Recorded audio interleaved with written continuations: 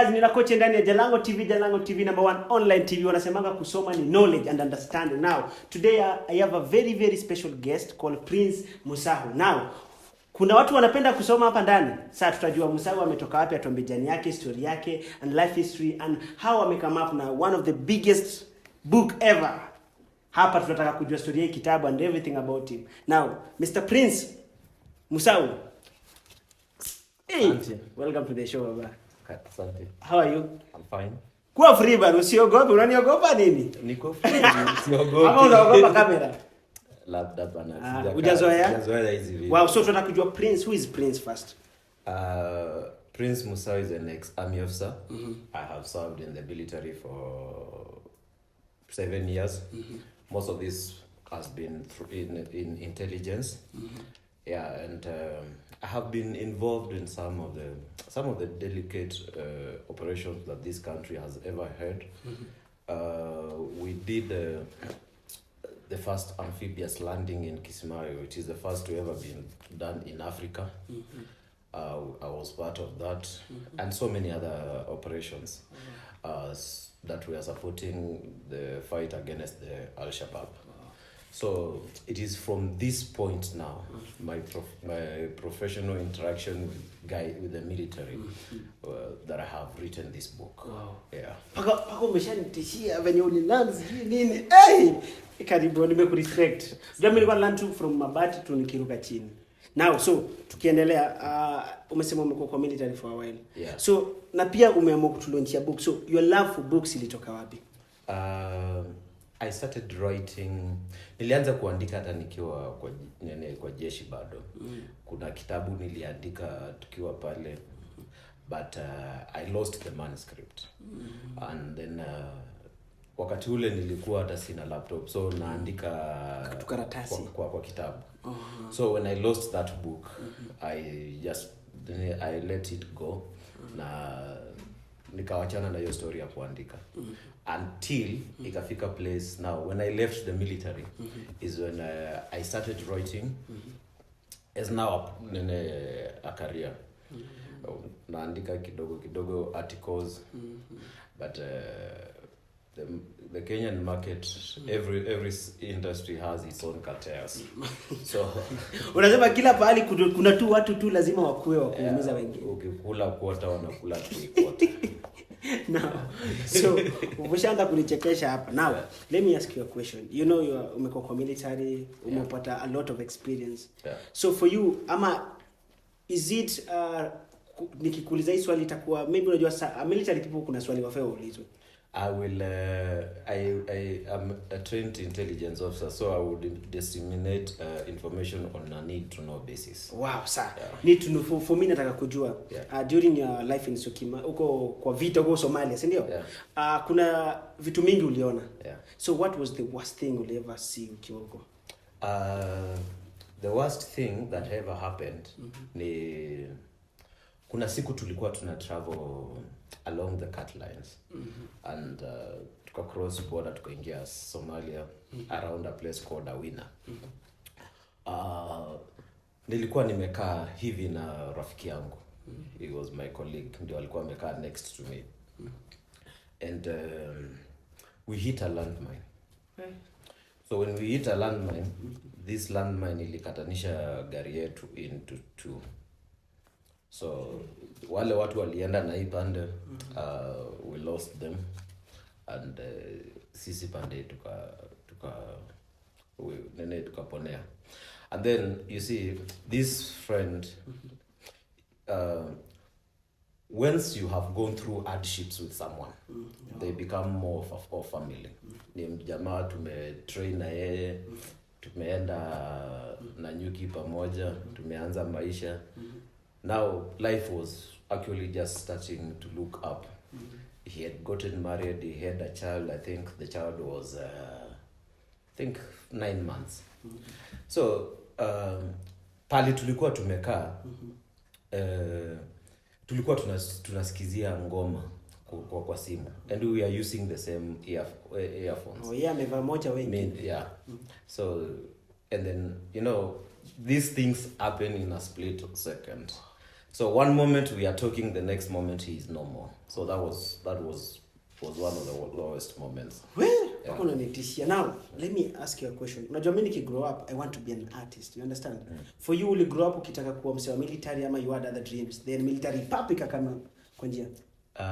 Mimi siku military was by the way was a fallback plan.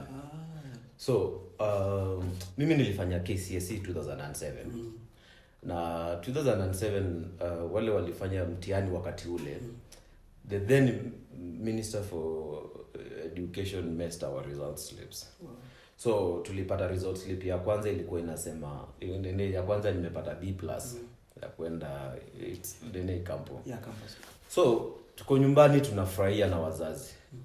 So kidogo jioni kaambiwa pull up. Ndio hizi zingine. So the second one I have missed university grade by 3 points. Wow. So when this happened, nikaamua kurudia form 4. Nikaenda Makueni Boys. So kwenda Makueni Boys, hapa we had a deputy principal who was tulikuwa tunamuita Idi Amin Dada. So anaitwa Idi Amin Dada. Yeah, so ukisikia hiyo jina inafaa kukueleza the kind of a person that he was. Yeah. Then growing up I've been a Manchester United fan. Sasa unataka kuharibu show Manchester. Umeniuliza tulifikia wapi? No, I didn't ask you to bring Manchester in this conversation. That is the biggest club in Who told you? What a story. Sawa. But don't put Manchester here again. Tuendelee. So we had struggled to get to the Champions League final. So yes. Unataka story kwa nini niliingia aje? Mlikuwa mna struggle. Yeah. Sasa tumefika mwisho. Tuko final hiyo 2008 game ya Man U na Chelsea. Mimi nanipata nikiwa shule. Tukaomba shule watu ruhusu kuona hii game. Idi Amin akakataa. So wakati alikataa tuliamua kwenda kuochia nje. Wow. So kurudi asubuhi tukafukuzwa shule. Hivyo ndo sasa. So pale story ya shule kwanza wenye tulifanya hivyo tulifukuzwa, tulipigwa expel, kaambiwa kujeni mmesha register mtihani. So nyinyi kujeni kufanya KCSE. Karudi nyumbani nafikiria I already have a certificate. So then after like 1 month recruitment ya jeshi ikatokea. Nikaenda. So kwenda nikaangalia hii line ya kwanza. Hii story iko kwa hii kitabu by the way. Tukaangalia hii line ya kwanza ni ya army, kuna watu zaidi ya 1000. Hii line ya Air Force kuna watu kama 50. Line ya Navy kuna watu kama 10. But nafikiria nikaona hii Navy mimi sitaki mambo ya maji. Waje niingie hii line ya Air Force hii. So wakati niliingia kwa kiwanja, mimi I knew that this was the only chance that I had. So watu wa army walipewa wazunguke wapige si ndani, wao wanaenda cross country nje. The route was marked. So sisi tukaambiwa tupige 8 laps hapo ndani ya shule. Ni shule. Yeah. So one of the main reasons why niliamua kuingia hii line, najaribu kuangalia wenye wako kwa hii line ni hao vijana wa Nairobi kama wewe. Na sasa najua mimi nimelelewa najua au mtu hawezi nishinda mbio. Sasa unamaanisha ulienda kwa hiyo line uliona hapa kuna wanyonge. So unawaja vijana wa Nairobi ni wanyonge? Nataka kuunderstand. Tusiende sana. Tusiende sana. Now so even ulijipata kwa nikaingia tukakimbia ukapata nikakuja number 1. So there was no way you could rig me out. Yeah. So wakati huo I was 18 years. So niliingia hapo ndio safari ya kuingia kwa kazi ya jeshi ilianzia. Wow. Yeah. So mi ujua kama kuna hardest training ever ni yenyu. Yeah. Hebu niambie hiyo process. I have a friend anaitwa Mtinda. Ako huko. Alienda kama ako sawa, sasa amekata, amekuwa black, nikamuza Buddha, huko siwezi ingia. So I want to know hiyo training producer angeweza kutoa picha zangu za wakati ule. Utatuletea si na saa hii utaona jana alikuwa amekula shida. Kule. Unasema shida ilikuwa inakukula. Uko uwezi deliver. Wow, so nataka kujua hiyo process yake. How was the training for you? Now, the training is a whole chapter in this book. Yeah. I have explained it there, but this is what I would want to say. Motto, the recruit training school, they train hard, fight easy. So pale kwa training hakuna instructor atakubembeleza. Hakuna mchezo. Hapo utapiga training kama ni training. Yeah. So kuna story iko hapa. Kuna one of the most memorable events tukiwa training. Tumeenda Loruk mahali tunaenda kichaka kufanya hizo operational training na tactical training. Sasa instructors walikuwa wa college walikuwa wametuambia hakuna mtu kule, kuna nyuki. So wasichana wasi bebe lotions ama hizi mafuta za harufu. So lakini kuna rafiki yetu mmoja yeye kusikia sitamtaja jina kwa vile kusikia instruction. So tukaenda training. Wakati tuko kule siku moja tukapitia karibu na nyuki. Bwana, zile vitu zilituattack. Lakini sasa unajua hata kama nyinyi huku kando zinawakula kidogo mwenye akona hiyo perfume ndio inamtandika sana. Hiyo ndio siku niliona ilibidi ashike combat hivi ararue atoe nguo. Zilimtandika kweli. Wow. But luckily she survived. It's just some of the funny things that happen in this thing. Wow. Hadi ukisema hivi natamani hata ningekuwa tu hapo nijione tu inaka I think the more mna practice kwa bush, the more mna kwa close family, si ndio? Yeah. Because hapo mna meet different people, mna meet a lot of guys amjuani, but the more you struggle you stay together, mna kwa bond. So nataka kujua hiyo umekaa na wase kwa bush wenye family, like how was the bond between you guys? Anybody you have trained with, that is the first person that you can ever count on in your life. Now you will always grow a bond that will make you look like become family. Like kama mimi, I have 7 years since I left the military, but we still have those groups, those WhatsApp groups, those contacts. We're still in contact with so many people because there are things you go together that will always bond you together. Unapata askari wa mwaka fulani, they will always regroup themselves as that intake. Yeah. Wow. Now today is a big day for you. We are launching a book. We are launching it on Jalango TV, number 1 online TV. Guys, this is one of the biggest books. So nataka tuelezea about this book kidogo. So no, any person watching there, any person viewing, any person in the Rogers channel yetu ni kubwa states and everywhere. Yeah. So nataka tueleze kidogo kuhusu kitabu yako. Kwanza hebu waambie watu inaitwa nini? Tales of the Warfront. Wow. Yeah. Guys, mmesikia Tales of the Warfront. Kizungu yangu iko sawa? Kabisa. Now, let us talk about the book. Yeah. Tukiendelea. Hebu niambie kidogo what inspired you to write this book and what's your plan with this book? Number one, I think right from the start we've already started talking about the book because like what we are discussing was chapter 1. Yeah, chapter 1.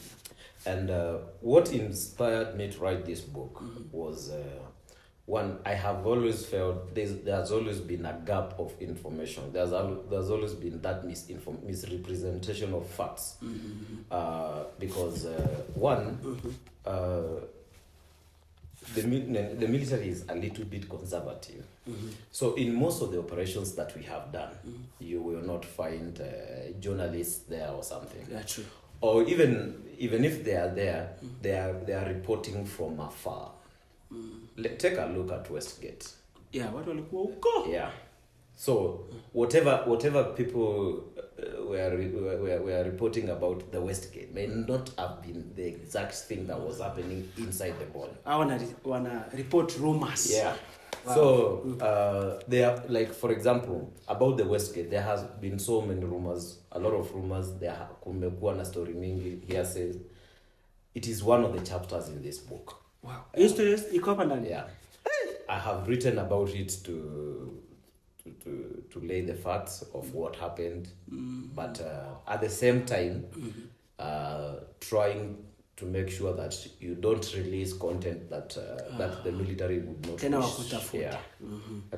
We are not. This book is not attacking the government in any way. It's just. Yeah, I'm just sharing my life story and yeah. So the kitu iko hapa ndani sana Yeah. ni content ambayo haita affect any military anything. Yeah. And so then story yenye tumepiga hapa ni unajua there has been so many operations. So somebody out there may ask mbona hajaongea kuhusu hii? I have only discussed the operations that I participated in. So zile ambazo mimi siku participate, I cannot give a story because what I don't know. Yeah. Wow, so unajua how long did you take kuandika kitabu? It's a process. Yeah, it's a process. It may take a while. Yeah. But you asked about the motivation about writing this book. Yeah. I have given you one. One of it is to try and give people the accurate information on some of the things that have happened in our country. And like there's a chapter that discusses the Westgate. There's another chapter that they have talked about the amphibious landing that we did in Musau. Yeah. We have also discussed how we, Kenya, the Kenya Defense Forces rolled into Somalia at a time when we not have all this equipment that we have right now. Necessity is what brings the urge to purchase. True. So at that time, we did not have so many of these things. Like the armored vehicles that... So hizi ni za kukam sahi. Yeah. Sasa ukishajua pale kuna shida. Itabindi. Kienda bila hii tunapigwa. That is when you buy that. So a lot of equipment zimekam vitu muliziona. Yeah. We went out there not chasing. There has also been this story that askari ni kwanza sana wanajeshi. It's about money. It's not about money. Because wakati tulienda pale, it was people were putting their lives on the line. And we have discussed this in detail here. The other thing that motivated me to write this book is, the acts of terrorism from the Al-Shabaab against our country have necessitated so many things. And yes, we have the government has revamped the security sectors. We have one of the best militaries in Africa. We have an ATPU unit, which is one of the elite forces in Africa. We have so many. It has revamped the security sector, quite a big deal. But now, about us in the civilian world, let me ask you. Tuko hapa, ama you're in a shopping mall, na you come under terror attack. Before any help happens, how will you save your life? Because you see, most of the times when watu wakisikia risasi, ile kitu mtu ufanya ni kuanza kukimbia. Sasa ati unaskamba for safety. Unakimbia wapi? You can risasi uenda at the speed of sound.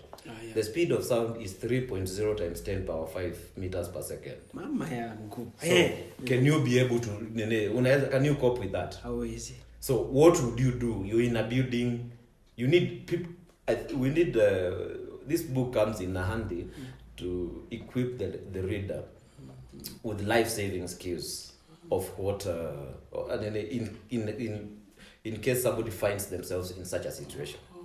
Thirdly, there's some mi huenda kwa malls ama kwa hotels unapata this security guards from all the security companies that we have. We have, they will always wanaangalianga gari wanakutafuta they search you kama uko na any firearm or anything. But now the biggest question that you always ask yourself, supposing mtu apate uko na bomb, what will they do? Hiyo ni question nyingine paka inabidi what will they do? Is that person trained well enough to be able to become the first line of protection before the police arrive?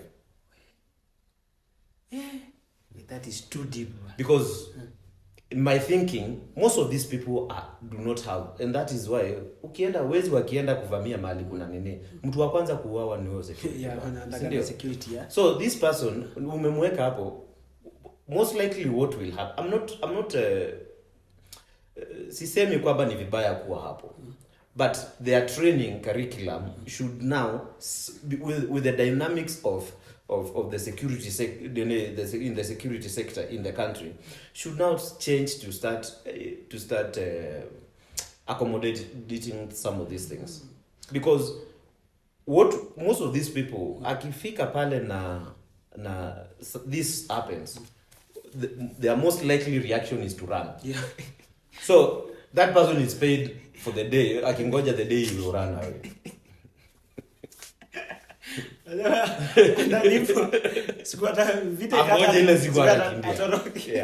So you see, it doesn't make sense. We have heard them try to advocate for them to be given guns. But being given guns is not enough. Are you professional enough? Wow. Yeah, because that is the bottom line. Are you professional enough such that, because let me tell you one thing.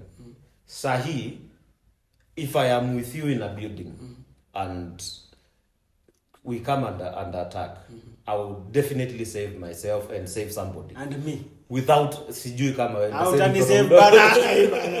Sasa tuwatakiwa hapo niache na wewe mimi ndo na co-host ba wezi niacha acha na. It depends nani atakuwa karibu. If there is a beautiful girl bana, si unajua lakini yani wezi ni wewe. Wow, yeah. But that's on a lighter note. But now, you will be able to respond in a way that will save yourself and save a few people that are around you. True. And these are the skills that need to be transferred to these guys, so that you being a professional is not about a gun. I can be able to respond professionally hata bila bunduki. Yeah. Hii kitabu inakaa iko na knowledge mingi. Iko na knowledge mingi sana. So guys, make sure you go get this. Sasa before hata tuendelee, mtu akitaka kupata, because a lot of stories they are so nice. Kwanza yeye umesema ati wengine wanalipwa watoroke, wanafaa wafundishwe pia kidogo. So hii kitabu iko na a lot of information. So maybe kuna msee anataka maybe kusupport and abai kitabu. Hebu tuambie before tuendelee, mtu anaweza ipataje? There are three ways of supporting me in this. The first one is coming to the launch. The tickets for the launch, there is a poster that is on my Facebook channel, on my Facebook profile, and the launch is happening this Saturday. At the Nairobi Cinema. Guys, this Saturday tutakuwa live pia hapo, tutawaletea live streaming. Jalango TV, make sure guys tune in 3 p.m. tutakuwa live. Kweli? Wow. So tukiendelea kuongea, nataka nijue penye wase wanaweza kusupport na penye unaweza pata hii kitabu. One of the ways ya kunisupport is if we can all turn up in large numbers for the launch. Hii launch entry ni 1,000. Now that 1,000 gives you a copy of the book. So ukikuja na ukilipa 1,000 unapewa a copy of the book. That is one of the ways to support me. The second thing, we have if somebody wants to partner with us, we are open to that.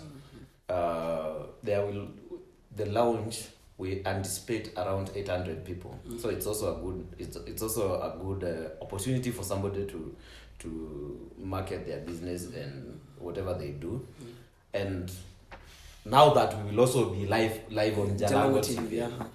Mtu akiangalia specs za Jalango TV, you will get some reason why you coming on board will be good for your business. Wow. So we are open to sponsorships, to partnerships, and any Kenyan of goodwill. This has been a difficult journey. Getting here has not been a joke, and we still need to make this happen. Kumbuka bro, mimi mara yangu ya mwisho kupata mshahara ilikuwa 22nd December 2015. So from that, you can imagine now planning this whole thing requires money. Wow. It requires resources, part of which we don't have. Yeah, so anybody out there, any Kenyan of goodwill, my number is on the screens. They can support us in whichever way they want, or any way possible. Then you can get this book. There's a link that will be shared where you can also buy this book in case you are not in Nairobi or you're not able to get to Nairobi. Hii kitabu iko Nyuria bookstore. Click hiyo link, utaweza kuplace order. Wale wasee watakutumia kitabu mpaka pale utakuwa. Yeah. Nice. Before nimeona uko na rafiki, so before introduce rafiki yako, let me ask you, unajua every market iko na cartel. Yeah. So system gani umekea kitabu that hakuna cartel atapita nayo? Unajua so you know. Yeah. So by the way, that is a very genuine concern. This is I lost my first book due to copyrights and stuff. So niliandika hiyo kitabu, sikuwa nimeregister for its copyrights and everything. So nikapata somebody just requested that they needed a soft copy of that book. Na kwa sababu nilikuwa nataka pesa, nikamtumia. Yeah, so kidogo nikapata hiyo book iko kwa iko inauzwa. The only thing that changed was the title. Wow. Of that book. Tukajaribu kusumbuana, but sometimes you leave watu wanakufanyia mabaya hapa na pale, you just leave some things to God, because the moment unashinda mkisumbuana through legal corridors, at the end of it, it's your time that you're wasting. It's pain in your heart that you're building up. So ilifika mahali I just needed to release that pain. So I just let it go. Yeah, and ndio tukakuja hapa. So the reason why unasikia nikikwambia this journey has not been easy is because of everything. For us to be able to get to this point and to get to a point where we're having this, it has costed us a lot. Wow. Yeah. So and then see, now there's something that I wanted to mention about most companies and most businesses out here have just say Kenya. I like there's Kenya. If somebody needs a security manager in their company, unapata one of the qualifications, you must have a master's degree in this, a bachelor's degree in this. Qualification mingi. Yeah. But let me tell you, my friend, in times, during that time that you need you need that person to play the critical role that you really hired him or her for, the degrees that don't matter. What matters is the skills and the expertise that one has. Risasi ikilia ijuangi uko na IG certificate qualifications zako zote. And then businesses out here businesses out here face threats. The first threat is to their property and personnel. So you need somebody who has enough skills to be able to protect that for you at all costs. The second thing is data protection. We have businesses that are making losses because they are losing their data, leakage ya data zao sana through espionage and those kind of things. So you even ask yourself, like some of the industries that have very poor data protection policies, unaangalia unauliza, now these guys have people that work for them to craft these policies, but you're like, in the insurance sector, most companies that you always find them going under, one of them is that is one of the causes. Wow. Their data protection policies, and even in the banking sector. So this book also has such information. And what I would also want to say, at that time, like some of us, the certificates that zenye tuko nazo, unajua shule za jeshi si hizi zetu za kawaida, but you're trained thoroughly to be able to do some of these things. Wow. Yeah. Wow, so guys 3 tutakuwa live YouTube, tutakuwa tuna launch these Tales of the Warfront. Guys, make sure you tune in, make sure mna support. Guys, number tutaiweka hapa, make sure you come through, please support, because you know kuandika hiki tuna take time. Yeah. It's a lot of expenditure pia. Unajua kwanza kuprint hiki tu ni expense. So guys, make sure we come support our own, at least tuone tutamfikisha pale. The last mshahara ulipo ni lini? 22nd December 2015. Na mimi nisipolipa tu siku mbili naweza piga nduru mbaya. Me even my boss know I need to be paid. Now, so I've seen you have a friend pia. Yeah. Hebu tuambie kidogo before tumuite. There's a community non-profit organization that I joined that deals with the issues of the boy child. You realize there's a bit of the first book had this story. It's not captured here. After I left the military, something happened. We will still discuss that in future. And I found myself in prison. So, and then the Kenyan judicial service system only favors the rich, and I would dare say this, because an appeal process should take ordinarily 6 months. So I waited for my appeal to be expedited for almost close to 2 years. So by the time I was getting out, okay, I won the appeal. So out here, there's all manner of stigma that comes with you have been in prison. Yeah, true. There's all manner of stigma that comes with that. So from what I have gone through, I came to learn of these guys and what they do. They support the boy child. Most of the times, our watoto wadogo 15 preteens, not preteens, teenagers. Unapata mtu pengine amegonga rafiki yake, amejipata kwa nini. It's a dispute that could be solved. Yeah. But because the parents may have issues, or even they didn't know what some of parents to one of the parties did not know what wajua hata kilifanyika au tunikunini. Kenya kuna watoto wengi wazazi wengi, hata ukienda polisi unapata kuna hizo ma missing child reports. Kuna watoto wengi hata wazazi wao by the time huo mzazi akuje kujua huyo mtoto ako remand, it takes quite some time. Yeah, true. So and then akitoka, where does that child go? How is he integrated back to the community? Because primarily that child is a petty offender. That child is not a criminal. It's not a criminal. Yeah. Because let me even give you an example. What happened to me is not something that ordinarily, if that case would have been adjudicated well, I wouldn't have gone to prison.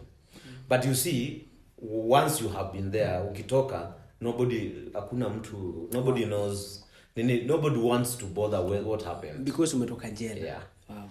So I joined this team.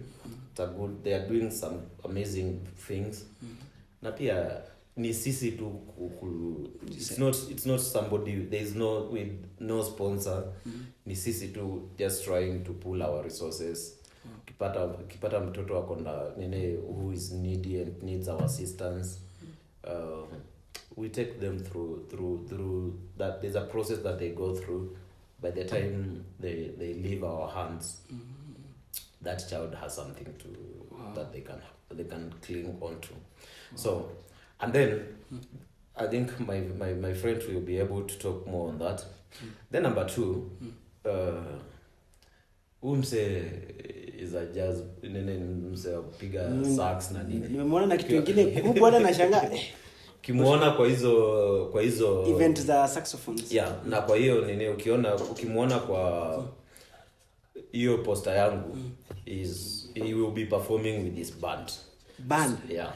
So to the jazz music lovers, guys, make sure you turn up, man. There's something for you. Wow. This will be our principal entertainer in that.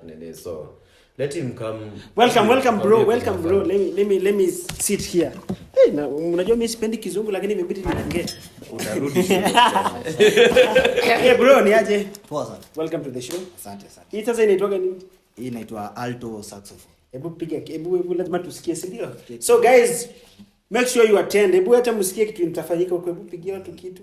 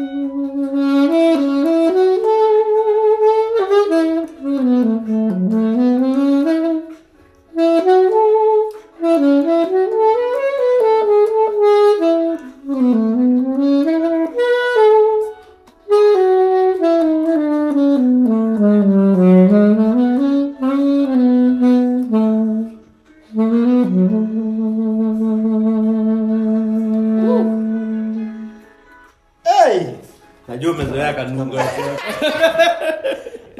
Unaniingilizia live.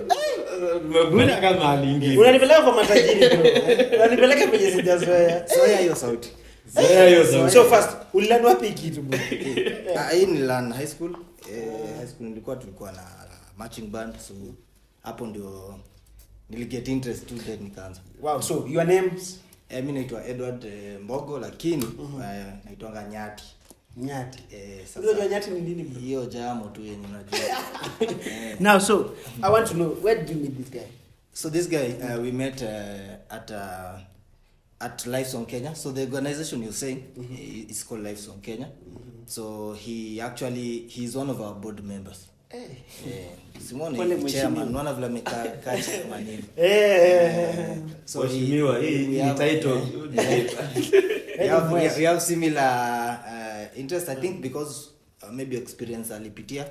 So he found a community where we are actually supporting young people, young boys who need that kind of help. Unajua, as a person, we always say at Lifesong, you need someone who could have helped you when you were young. Kama wewe kuna need kitu fulani, you need to be that person to someone else. So we actually have a program where now we it's divided into two. So for example, we have a halfway house. That is where it's like a transitional housing. So boys wakitoka tuseme msee ametoka hiyo juvenile prison ama ako kwa street, anataka tu place yenye anaweza kuja tumsaidie. Unajua, there's counseling, there's a lot of things that someone just needs to hiyo transformational process. Because msee akitoka huko watu wana neglect, watu watakaa. Exactly. So there's like there's a lot of trauma that we have. Also una try kurudi home, wanasema au msee aliiba. So bado wasa wanakuogopa ama wanakusegregate too. So it's very easy for you as a guy who was in that situation to go back to your friends who maybe mliiba nao. So afadhali hao mtaenda tu, but ukirudi home wase wanakuavoid kuiba sijui nini. So now that transitional that halfway house takes in boys for like around 3 months. During that period sasa tunawasaidia counseling nini, my life skills hapa na pale, so that by the time he is leaving back to reintegrate to community, akona a new skill to work with, akona information yenye inaweza msaidia sasa to live a clean life or a better life. So kata get maybe skills kama ni kinyozi ataenda, ama ni za business, ama ni za agribusiness. So we like go through that process. Yeah, then we have now the prison project where now we actively go to the prison itself. We are currently working with the committee juvenile huko. So but then next week Friday. No, this week Friday. Itabidi tuende committee. Tunaenda tunaongelesha ma boys, tunasikia what is going on with them. Wengine some of them their issues are very minor. Like ni msetu mkiongea tu naye kidogo. Anapata sense ana nini. Wengine ni mahardcore kidogo, wamekaa huko kiasi, kichwa imekuwa anaenda anarudi, but after some time una realize yenyewe huyu boy akipata tu guidance fulani hivi anarudi fit. Juu unajua prison dini system ni punitive tu, ni ile umefanya makosa, punishment yako ni 12 months, ukimaliza uende. But hizo reforms huko ndani za nimekaa huko, but najua nilimeka makosa, but I need to be trained on what should I do, how should I correct my behavior, vitu kaizo. So Lifesong, we have guys, they go there, founder James na kina Jude, they go there and talk to the boys. We even did like a small computer lab hapo, tukadonate ma computer mzee, tunawa teach ma courses za IT, amongst other things. Although ilikuwa imestop kidogo juu ya COVID, but tumeresume sasa. Wow, nimesikia Friday tunaenda. Tunaenda huko. Yes. Wow, so mimi naweza wajua. Naweza. Nataka hata mimi niingie huko. Unajua mimi sijaishi kwa tangu mdogo. So let me just go nisikie experience our say and everything learn. Unajua kuna story mingi huko ndani. Ma story ni mingi. Kuna like experience ni noma sana. Actually mwenye angeongea vizuri ni huyo founder wetu anaitwa James. Juu yeye sasa amedeal na most of those guys one on one. So I think sasa hiyo interview nyingine hapo mtakuwa na yeye sasa huko kwa prison. Actually not even in the interview. Hata kwa launch they will make a good presentation on what we do. Yeah. Mnafanya kazi mzuri. Asante sana. So mimi sasa on this part juu tulipatana na we have the same interests in Lifesong, and then also we play music, bado tutakuwa tu bado hapo with the band. So tutakuwa hiyo day ya launch tutakuwa hapo na the band. Our band is called the Justice League. Tutakuwa hapo specifically doing a gospel jazz. Hani kitu kila kitu ni military. Huku nimesikia justice, huku nasikia Tales of Warfront. Zoea. Itabidi ni zoea. Itazoea. Wow, so and by the way, there's something that he has not mentioned. There's some cycling that we will be doing to raise funds for the halfway house. Yes. You know, helping one boy from point zero to the point they transition back to the society and they are successfully reintegrated back to the society is quite a task. It requires some good funding and like we have said, usisikie tunaitwa board members ukadhani tuko na nini. It is only we just pulling our resources. Yeah, so we do not have any donor funding or something. So we will be doing this from November 20th. So this now is for the adventure lovers. Tunazunguka Lake Victoria cycling. Uko fiti? Unaweza cycle. Yo, buda mimi niko fit. Wani vile nimeunga ama niko nimeona ile hitaji kuunga. Sasa unajua mimi niko fit. I've been playing football all my life. So psychologically uko fit. Yo. So I'm okay. So that's one of the channels we are using to raise funds. It happens every year. So tukicycle kila cyclists like ananid unajua una cycle kutoka hapa mpaka tuseme Kisumu unaenda tunapita border round. So you need to sustain you all round. So wase wana support by contributing towards that. And then on our own at the halfway house we have invested in agribusiness that is now tuko na marabits hapo hivyo, tuko na kashamba kama mboga hivi, mayai, makuku, which we are still growing. So that's now what helps us to at least stay afloat. But we still need more support from people in various ways. So wow, so guys who are watching up on here, come on and support. You see, these guys are doing a very good work. Wanna support people who are coming out of the prisons. Na unajua kama msaki kutoka prison watu kuona ni kama ni mkora fulani. Ani wakutaki kwa community. So guys, they are also doing a very good job ya kusupport community. So if you can support them, so na nitatumia support ya nikitaka kusupport. Ukitaka prisoners na ukitaka kusupport Life Song is an entity on itself, is an organization on itself. Ukienda ukigoogle Life Song Kenya, utapata contacts, details za ofisi, details zao. Ukienda hata kwa Facebook pages zao na LinkedIn na kila mahali. Wako hapo. Na this is not hot air. Ni kitu if you want to visit iko pale the halfway house iko pale Ngong by the way mko na office ukienda kwa map hapo it's not an office yoyote farm unajua hapa ni pale tumekurescue kwa street kama kijana hauna mahali ya kulala so tutakuweka pale so it's like a camp wasewa kwa hapo boys wako hapo ni camp like a shelter nika shelter pale papo camp unadunisha bara ile mahali tumestruggle kufikia mahali tumefika so nikikama hapo in person nitapata mavijana nini ndio maana umesikia akisema hizo agribusiness hizo vitu shamba zinafanyika hapo also si ati wase wa prison pekee kuna maboys wa maparents wenyewe uko na kijana ka teenager anakusumbua home nini so wanakujanga pia tunawacancel huko anakaa na sisi 3 days tunampatia mawaidha hivi and then anarudi home kama ako mimi niko brother yangu ni kichwa ngumu huo amlete tutadeal naye brother nisikuchone nikao ndio kunipeleka huko nini mimi I'm a good boy I'm a good boy so guys the purpose of this show is to launch this book. So make sure guys you support tutakuwa live uko on Sato.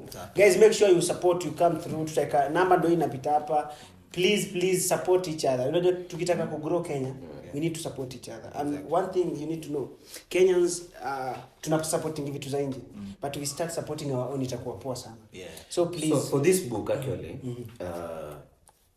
this is one of I think there has never been written such a kind of a book and unajua like I have always said mimi ni mtu nimetoka pale mashambani the only person that I know in senior in government maybe is the area chief or something so this is a book that we would like to appeal to the Kenya Institute of Curriculum Development. Wow, nice. If they can take it waiangalie kama inaweza kuwa set book and even the government because like I've said this is not a book that is in conflict with the law with the government and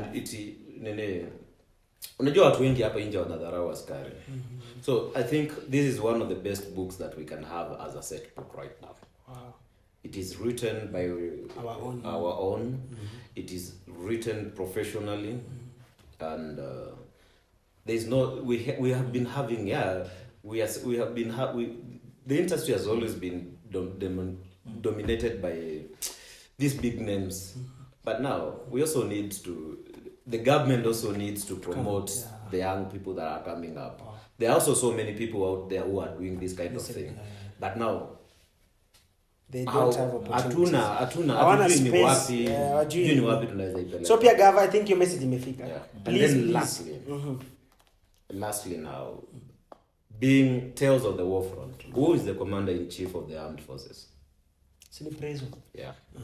If we this is to him, Mr. President, we would like to present this copy to you as the commander-in-chief of the armed forces. Wow. Yeah. So I'll talk to my boss. My boss knows the MP. Na by the way, msee yoyote mwenye anataka autographed copies, most likely nimepata watu wengi sana wakiulizia hiyo story. Kila mtu ana call.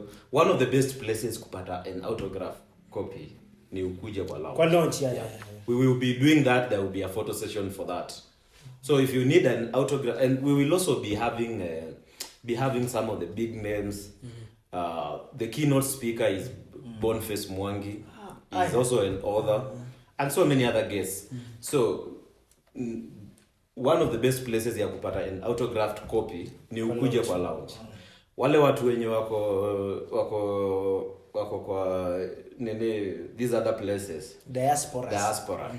Ukitaka an autographed copy, ukiorder pale kwa Nuria, unaweza andika comment hapo kwamba you want your book to be autographed.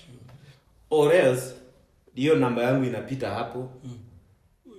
Unaweza you text me on WhatsApp. Uniambie you need this book autographed. So ukinunua kwa Nuria, we will autograph it before it is sent to you. Wow. Yeah, so that is something that we can do freely. Wow. Yeah.